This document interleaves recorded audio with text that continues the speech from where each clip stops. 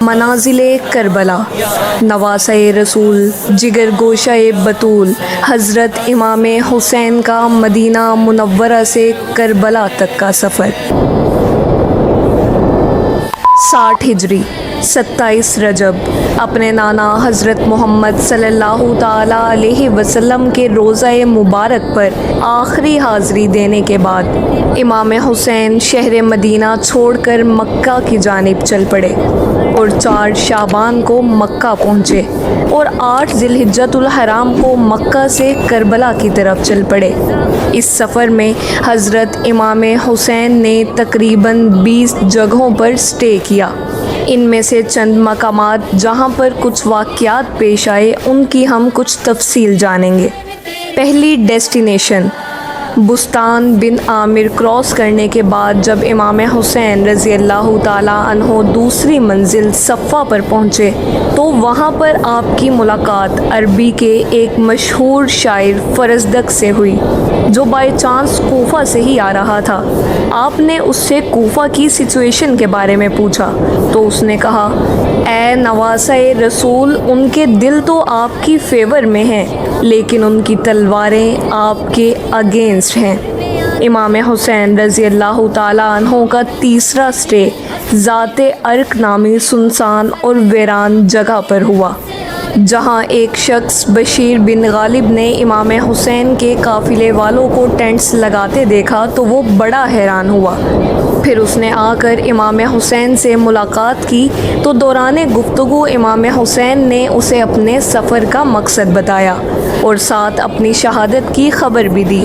پھر امام حسین کا چوتھا سٹے حاجز تھا۔ اس مقام پر آل رسول نے کچھ دیر آرام فرمایا اور امام حسین رضی اللہ تعالیٰ عنہ نے کوفہ والوں کے لیے ایک خط لکھا، اسے حضرت قیس کے ہاتھوں کوفہ والوں کے لیے روانہ کیا۔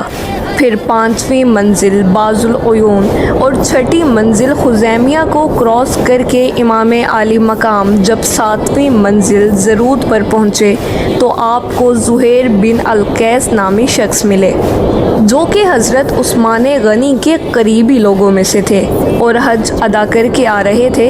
انہوں نے جیسے ہی امام حسین سے ملاقات کی تو انہوں نے اپنے گھر جانے کی بجائے امام حسین کا رفیق سفر بننے کو پریفر کیا۔ پھر 8ویں منزل سلیبیہ پر ایک غمناک امام حسین کے انتظار میں تھی۔ یہی وہ مقام تھا جہاں پر آپ کے چچا زاد بھائی حضرت مسلم بن عقیل اور ان کے 2 بیٹوں کی شہادت کی دردناک خبر ملی۔ اس پر آپ نے خطبہ ارشاد فرمایا اور حالات کی سنگینی سے قافلے والوں کو آگاہ کر دیا تاکہ کوئی جانا چاہے تو چلا جائے، لیکن آپ کے ساتھ سفر شروع کرنے والوں میں سے کسی نے پیٹھ نہ پھیری۔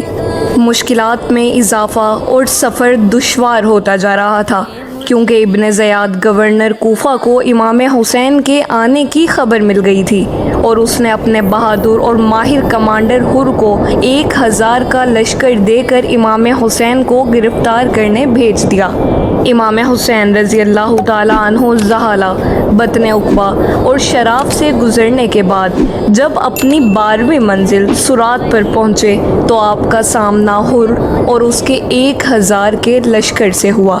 اس ریگستانی علاقے میں حر اور اس کے لشکر والوں کا پیاس سے برا حال ہو چکا تھا اور ان کے پاس پانی بھی نہیں تھا، تو امام حسین نے ان کو اپنے ہاتھ سے پانی پلایا اور پھر امام حسین نے ان کے سامنے تقریر کی، اور جب آپ ظہر کی نماز پڑھنے کھڑے ہوئے تو آپ کے قافلے والوں کے ساتھ ساتھ حر کے لشکر نے بھی آپ کے پیچھے نماز پڑھی۔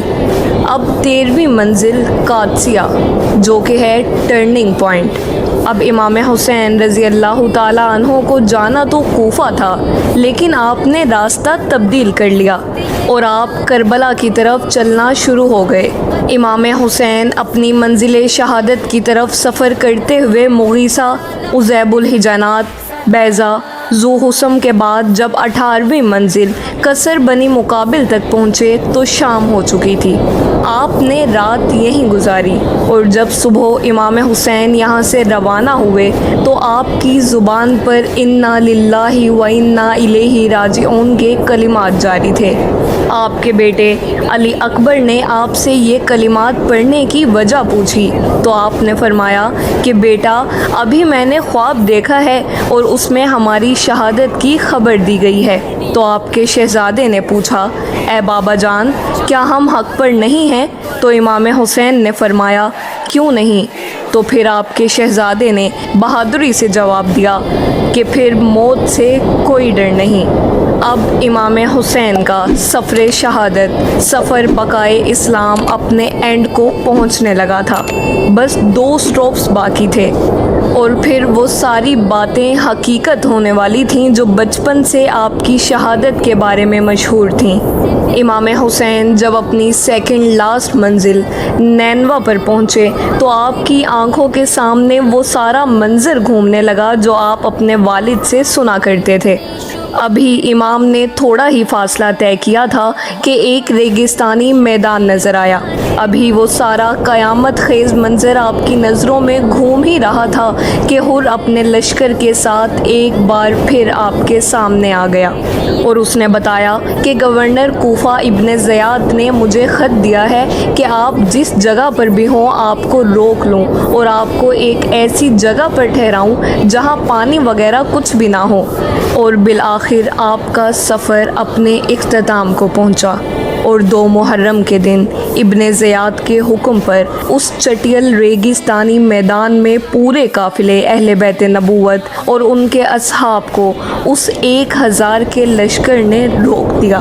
امام حسین نے دریافت فرمایا کہ اتنا تو بتاؤ کہ اس جگہ کا نام کیا ہے؟ تو جواب دیا گیا اس جگہ کو کربلا کہتے ہیں۔ تو امام حسین نے اپنے خاندان سے فرمایا کہ بس یہی ہمارے ٹھہرنے کی جگہ ہے، یہیں ہمارا خون بہایا جائے گا اور یہیں ہماری قبریں بنیں گی۔ یہاں یزیدی فوج کی گستاخیاں دیکھ کر امام حسین کو سب سے پہلے روکنے والے حضرت حر امام حسین کی بارگاہ میں معافی مانگ کر حاضر ہوئے اور اپنی جان آپ پر قربان کر دی۔ یہی کربلا کا میدان آپ کے سفر کی 20ویں اور آخری منزل تھا اور 8 دن بعد اہل بیت اطہار پر ظلم و ستم کر کے آپ پر اور اہل بیت پاک پر پانی بند کر کے آپ کے ساتھیوں کو بھوک اور پیاس کی حالت میں شہید کر دیا گیا۔ اور 61 ہجری 10 محرم الحرام یعنی عاشوراء کے دن تپتے صحرا 3 دن کی بھوک اور پیاس اور سجدے کی حالت میں امام حسین کو شہید کر دیا گیا۔ انا للہ و انا الیہ راجعون۔